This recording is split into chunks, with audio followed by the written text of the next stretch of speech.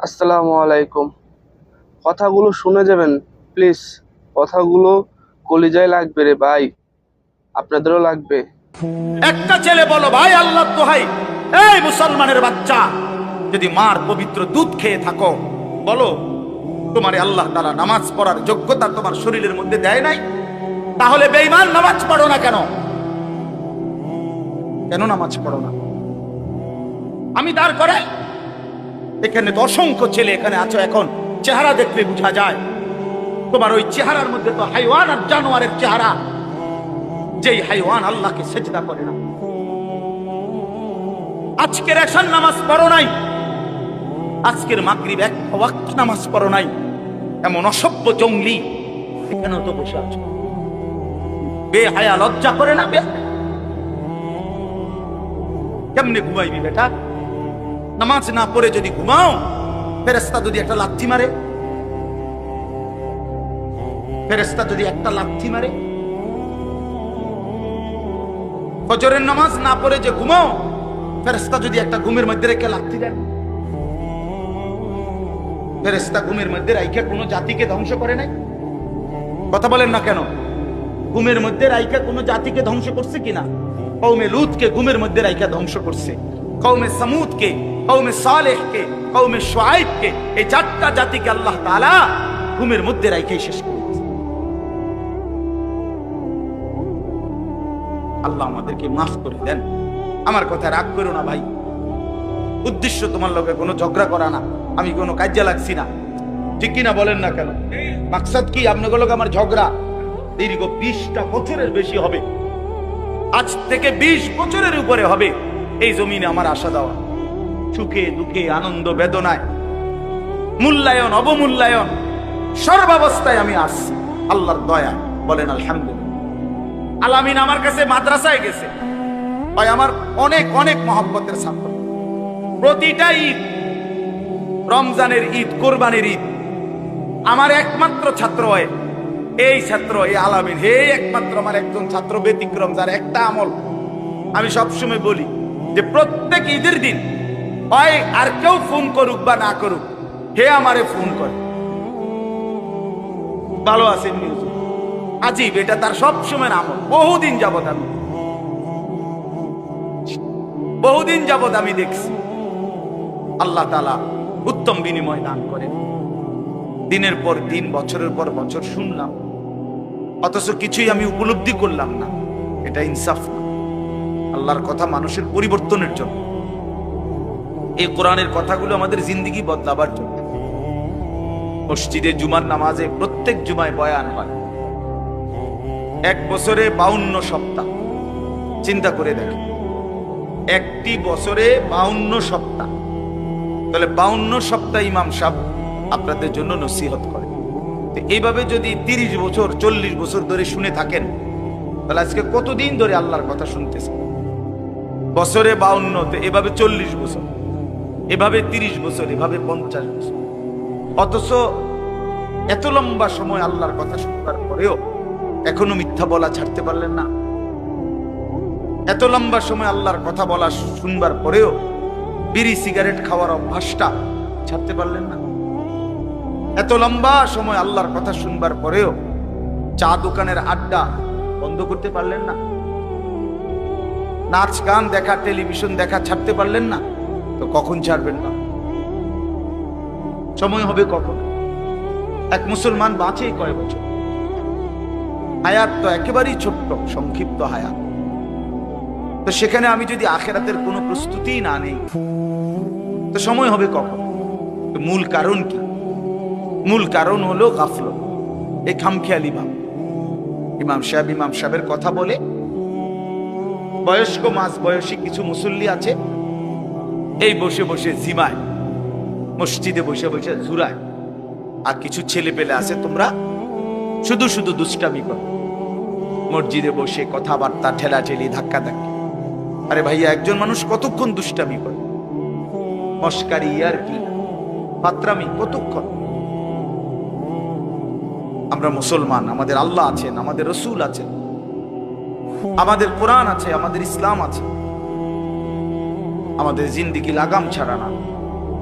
লাগাম ছাড়া হাইওয়ান জানোয়ারের জীবনই যদি হতো, তো আল্লাহ তাআলা আমাদেরকে মানুষ মুসলমান বানাইতেন। মুসলমান বানাইছেনই আল্লাহ তাআলা একটা মহৎ উদ্দেশ্য, একটি উদ্দেশ্য। প্রতিটা মানুষকে আল্লাহ তাআলা উদ্দেশ্য নিয়ে বানাইছেন। আফাহাসিবতুম আন্নামা খালাকনাকুম আবাসা। কুরআনুল কারীমের মধ্যে আল্লাহ তাআলা বলেন, বান্দা তোমরা কি এই ভেবেছো যে আমি আল্লাহ তোমাদেরকে অনর্থক বানিয়েছি? কোনো উদ্দেশ্য নাই, এমনি এমনি। ওয়া আন্নাকুম ইলাইনা লা তুরজাউন।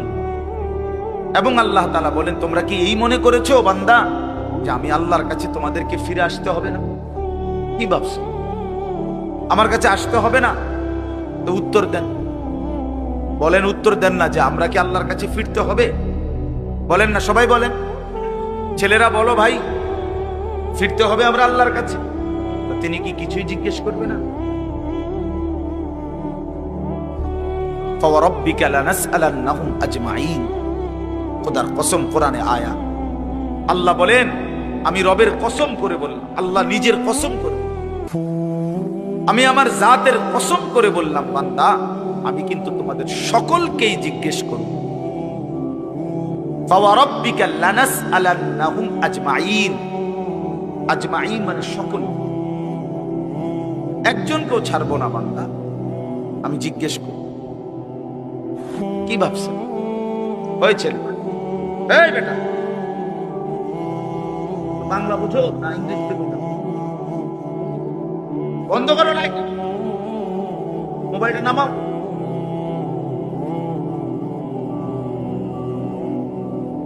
তো আল্লাহ তাআলা বলছেন, ভাই ছেলেরা তোমরাও শোনো ভাই, তোমার কল্যাণের জন্য বলতেছি। আল্লাহ তাআলা বলেন, বান্দা আমি কিন্তু জিজ্ঞেস করবো, একটা সেকেন্ড, একটা নিঃশ্বাস আমার হিসাব থেকে বাদ যাবে। লাকাদ আহসাহুম ওয়া আদ্দাহুম আদ্দা। আল্লাহ তাআলা বলেন, আমি তোমাদেরকে বেষ্টন করে আছি এবং তোমাদের পুরা জিন্দেগি গুনে গুনে রাখছি, গুনে গুনে।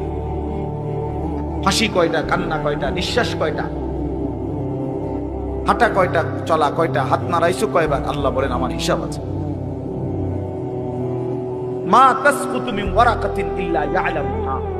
আল্লাহ তাআলা বলেন, জমিনে যদি একটা পাতাও পড়ে আল্লাহ জানে। কোন গাছের কোন পাতাটা পড়ছে জানে কিনা আল্লাহ?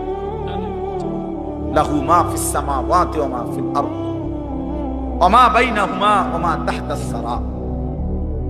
আল্লাহ বলেন, সাত আসমানে যা আমার, সাত জমিনে যা তাও আমার। আসমান ও জমিনের মাঝখানে যা তাও আমার, সাত তবক জমিনের নিচে যা তাও আমার। এই জন্য দোস্ত আমার, বন্ধু আমার, বাপ আমার, ভাই আমার, পর্দার আড়ালের মায়েরাও, আমার জন্য, আপনাদের জন্য, আমরা সবাই এটা বুঝা দরকার। আমাদের জিন্দেগির এক সেকেন্ড ফালতু না। হাসতে হাসতে বলা আর কাশতে কাশতে বলছেন, মস্কারি করে বলছেন আর ঠাট্টা করে বলছেন, ইয়ার কি করে বলছেন, সমস্ত কিছু হিসাব হচ্ছে, হিসাব দিন। ওয়াকুল্লুহুম আতিহি ইয়াউমাল কিয়ামাতি ফারদা। আল্লাহ তাআলা বলেন, তোমরা সকলেই আল্লাহর সামনে কিয়ামতের দিন একজন একজন করে দাঁড়াবে, একজন একজন, আলাদা আলাদা। ফারদান মানে ওয়াহিদা, একজন একজন, আলাদা আলাদা উত্তর দিতে হবে। সুম্মা লাতুসআলুন্না ইয়াউমাইদিন আনিন নাঈম। আমার দেওয়া প্রতিটি নিয়ামত সম্পর্কে অবশ্যই আল্লাহ বলেন তোমাদেরকে জিজ্ঞেস করা হবে। হাশরের ময়দানে আছে, আল্লাহ ফেরেশতাদেরকে বলবে, ওয়াকিফুহুম ইন্নাহুম মাসউলুন। আমার বান্দাদেরকে লাইন ধরে দাঁড় করাও, কিফু, তাদেরকে থামাও, দাঁড়াও। ইন্নাহুম মাসউলুন, তাদের সকলকেই আজকে জিজ্ঞেস করা হবে। বহু আয়াতে ওয়া ইম মিনকুম ইল্লা ওয়ারিদুহা। আল্লাহ বলে, তোমাদের একজনও এমন হবে না, নবী বলো, রাসূল বলো, আউলিয়া বলো, ইমানদার বলো, নাফরমান বলো, প্রত্যেককেই ফুলসিরাত পার হইতে হবে, পার হইতে হবে। প্রত্যেককে তার আমল নামার মধ্যে প্রত্যেককে হাতে নিতে হবে, হয় ডান হাতে নয় বাম। প্রত্যেককেই মিজানের পাল্লার সামনে আসতে হবে তোমার আমল নামা ওজনের।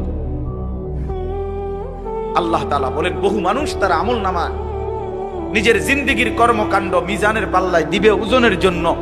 আহা, আল্লাহ বলে কাফের, বেঈমান, নাফরমান, পাপী, ফালা নুকিমু লাহুম ইয়াউমাল কিয়ামাতি ওয়াজনা।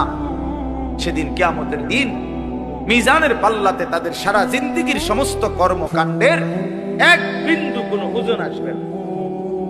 100 গ্রামও হবে না। 100 গ্রাম। জিন্দেগিটা শুধু ভাত তরকারি আর বন বিড়ি আর চা বিস্কুট আর ভাত, ঘর বাড়ি বাজার ব্যবসা চাকরি টাকা রোজগার এর মধ্যেই শেষ করে দিচ্ছে। এই পুরাটা একসাথে ওজন দিলে কিছুই আসবে, কিছুই আসবে। আল্লাহ তাআলা ফামান সাকুলাত মাওয়াজিনুহু ফাহুয়া ফি ঈশাতির রাদিয়া ওয়া মান খাফফাত মাওয়াজিনুহু ফাউম্মুহু হাওিয়া। যার মিজানের পাল্লায় আমল ভারী হবে সে অনন্তকালের সুখের জান্নাতে বসবাস করবে। যার আমল নামায় মিজানের পাল্লা আমল নামা হালকা হবে তো সে জাহান্নামের নির্মম ভীষণ আগুনের মধ্যে নিক্ষিপ্ত। এজন্য দোস্ত সবাইরে বলি, শুধু এই এক বেলার ওয়াজ না, আল্লাহর কথা প্রতিদিন মনোযোগ দিয়ে শোনা উচিত। জুমার বয়ান দিল দিয়া শুনুন। কেন ঘুমাইবেন, কেন জুরাইবেন, কেন দুষ্টুমি করবেন? আল্লাহর কথার সামনে কোরআন শরীফে আছে, সরাসরি আছে। আল্লাহ বলেন আমার কথা যার সামনে বলা হলো অথচ সে তার প্রতি মনোযোগী দিয়ে হলো না। আমান আযলামু মিম্মান যুক্কিরা বিআয়াতি রাব্বি ফাআরাযা সুম্মা আ'রাযা আনহা। আল্লাহ বলেন আমার কথা যার সামনে পেশ করা হলো অথচ সে তার থেকে বিমুখ, মনোযোগ দিল না। আল্লাহর কসম, আল্লাহ বলছে তার চাইতে বড় জালেম আর কেউ নেই। ওটা নিকৃষ্ট জালেম, ওটা সীমা লঙ্ঘনকারী বেয়াদব, যার সামনে আমার কথা বলা হচ্ছে অথচ সে আমার কথার প্রতি মনোযোগী না। কার সাথে গাদ্দারি করছিস ভাই?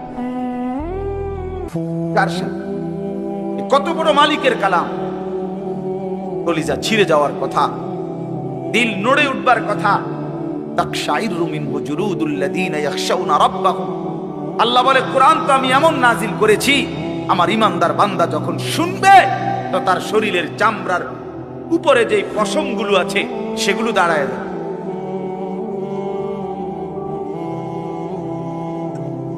বুঝছেন? এই জন্য বাপ আমার, বন্ধু আমার, এতক্ষণ লাগাই আপনাদেরকে এই কথাটাই বুঝাইতে চেষ্টা করলাম। আজকের জন্য না, জিন্দেগি পরিবর্তনের জন্য আল্লাহর কথা দিল দিয়ে শুনতে হয়। ছোট হুজুর বড় হুজুর কোনো কথা না, আপনাদের গ্রামের হুজুর আর বাইরের হুজুর কোনো কথা না। আমিও গ্রামেরই, আমি কোনো মাটির তলের থেকে আসি নাই, চাঁদের দেশ থেকে আসি নাই, ঠিক কিনা বলেন না? আমিও এক গ্রামের সন্তান, তো আল আমিনও এক গ্রামের সন্তান, মৌলানা ইয়াহিয়াও এক গ্রামের সন্তান, হুজুর এক গ্রামের সন্তান। তাহলে স্থানীয় না দূরের এটা কোনো কথা না, প্রধান বক্তা না বিশেষ বক্তা এগুলো কোনো কথা না, সকালে বলছে না আসরের পরে বলছে এগুলো কোনো কথা। রাত 10টা বাজে ওয়াজ করলে উনি প্রধান বক্তা আর আসরের পরে বয়ান করলে উনি সামান্য বক্তা, এই সিদ্ধান্ত কে দিল? বলো কথা, এটা কেমনে ফয়সালা হইল? মাগরিবের পরে ওয়াজ করলে উনি বিশেষ বক্তা, তো নবী সাল্লাল্লাহু আলাইহি সাল্লাম কোনোদিন মাগরিবের পরে বয়ান করে নাই, কথা বলেন না? ফজরের পরে বলে নাই তো আচ্ছা এটা কোনো বিষয়? এগুলো ধোঁকা। এই প্রধান বক্তা, বিশেষ বক্তা, অল্প বক্তা, সামান্য বক্তা, সাংঘাতিক বক্তা, ভয়ঙ্কর বক্তা, সিরিয়াস বক্তা, উড়াদুরা বক্তা, এগুলো ধোঁকা।